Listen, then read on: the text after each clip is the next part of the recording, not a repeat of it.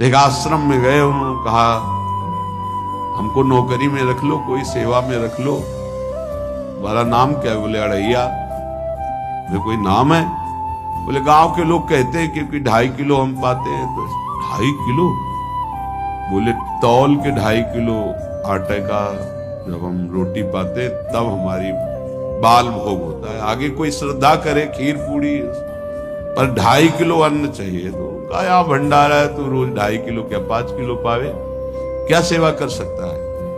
उनका जो आप सेवा बताएंगे सिखाएंगे वो हम कर लेंगे। उनका तुम गाय चराया करो, गाय चराया। भाई देखो, हमारा वैष्णव सिद्धांत है, तुम गाय चराने जा रहे हो, हम यहां से तुम्हें अमनिया दे दिया करेंगे, जंगल में तुम बनाओ और वही ठाकुर जी को भोग लगाओ और पाओ। बिना भोग लगाए पाने का विधान हमारे आश्रम से आपका नहीं बन सकता। बोले हमको तो कुछ आता नहीं भोग लगाना, क्या भोग लगाएं? उनका जब आप बना लीजिएगा, क्योंकि अब यहाँ 2.5 किलो तुम्हारे लिए अलग से बन करके जाए, तुम अपना बनाओ, जो जो चाहो भंडारी से कह दिया दे दिया करो, वहीं लकड़ी बीनो, वहीं बनाओ और गाय चराओ और ठाकुर को भोग लगा के पाओ।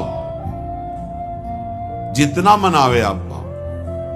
पहले दिन भोग मिला, बाटी बना, गरीब आदमी था, घर से तिरस्कृत था, वो सब जानता था। बाटी ऐसे उपला बीन लिए, बाटी बनाए, 2-4 आलू का भरता बनाया, 2.5 किलो आटे की।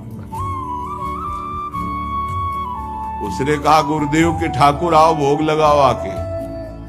बड़े बड़े ऋषि मुनि मंत्रों से आवाहन करते रहते हैं, सरकार पधारते नहीं, केवल भाव से भोग लगाते।